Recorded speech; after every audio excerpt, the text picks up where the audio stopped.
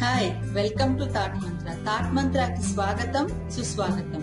Thought మంత్ర యొక్క ఈ session లో మనం పవర్ ఆఫ్ థాట్ అంటే ఆలోచనల యొక్క శక్తి ఏంటి, మన జీవితాన్ని ఈ ఆలోచనలు ఏ విధంగా ప్రభావితం చేస్తాయి అనే విషయం గురించి మాట్లాడుకుందాం.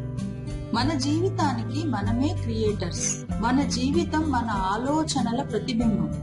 ఏ విధంగా మన జీవితాన్ని మనం క్రియేట్ చేసుకుంటాము అనే విషయం తెలుసుకోవాలంటే మన ట్రూ నేచర్ ఏంటి అనే విషయాన్ని మొదటగా తెలుసుకోవాలి.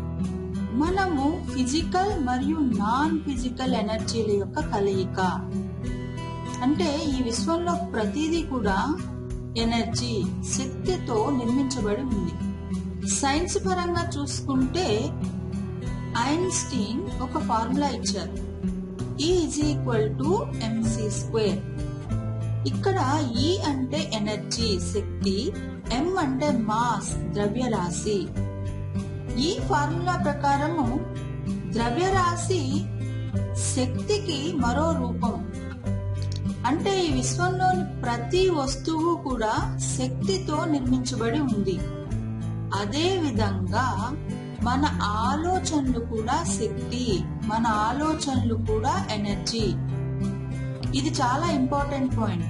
ఈ ఎనర్జీ పాజిటివ్ గా ఉంటే, అంటే మనలో పాజిటివ్ థాట్స్, సానుకూల ఆలోచనలు ఎక్కువ ఉంటే మన జీవితంలో కూడా పాజిటివ్ ఎక్స్పీరియన్సెస్ ఎక్కువ ఉంటాయి. అలా కాకుండా ఈ ఎనర్జీ నెగటివ్ గా ఉంటే, అంటే మనం ప్రతికూల ఆలోచనలు, నెగటివ్ థాట్స్ ఎక్కువ ఆలోచిస్తూ ఉంటే మన జీవితంలో కూడా నెగటివ్ ఎక్స్పీరియన్సెస్ ఎక్కువ ఉంటాయి.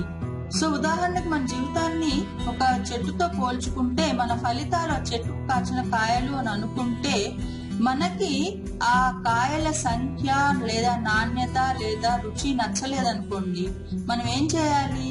విత్తనాలను మార్చాలి. అదే విధంగా మనలోని నమ్మకాలు మన జీవితాన్ని సృష్టిస్తున్నప్పుడు మనం నమ్మకాలను మార్చుకుంటే, అంటే ప్రతికూల నమ్మకాలను గనక సానుకూల నమ్మకాలుగా మార్చుకోగలిగితే మన జీవితంలో మనకు వచ్చే ఎక్స్పీరియన్సెస్ పాజిటివ్ గా ఉంటాయి.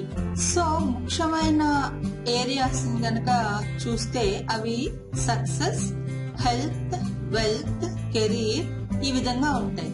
ఈ ఏరియాస్ మీద మనకున్న నమ్మకాలను బట్టి మనకి వచ్చే ఎక్స్పీరియన్సెస్ ఆధారపడి ఉంటాయి. మనకి గనక సపోర్టింగ్ బిలీఫ్స్ అంటే మద్దతునిచ్చే నమ్మకాలు ఉంటే మనకు వచ్చే ఎక్స్పీరియన్సెస్ కూడా పాజిటివ్ గా ఉంటాయి. అలా కాకుండా మనలో నాన్ సపోర్టివ్ బిలీఫ్స్ అంటే మనకు మద్దతునివ్వనటువంటి నమ్మకాలు ఉంటే మనకొచ్చే ఎక్స్పీరియన్సెస్ కూడా నెగిటివ్ గా లేదా ప్రతికూలంగా ఉంటాయి. సో పాజిటివ్ థింకింగ్ కి, సానుకూల దృక్పథానికి అడ్డంకులు ఏమిటి? అవి past hurts, anger, resentment, unworthiness, not able to forgive, impatience, lack of practice. పాత విషయాలను త్రవ్వుకొని బాధపడడం, కోపంగా ఉండడం, అలాగే క్షమించలేకపోవడం, ప్రాక్టీస్ చేయకపోవడం, ఇవన్నీ కూడా సానుకూల దృక్పథానికి అడ్డంకులు అన్నమాట. సో వీటిని అధిగమించి మనం గనక పాజిటివ్ యాటిట్యూడ్ ని, సానుకూల దృక్పథాన్ని అలవరుచుకుంటే తప్పకుండా మనం కోరుకున్నటువంటి చక్కని జీవితం లభిస్తుంది. Thanks for watching. For more inspiration and videos in Telugu, subscribe to my channel or click on the link given below in the description box.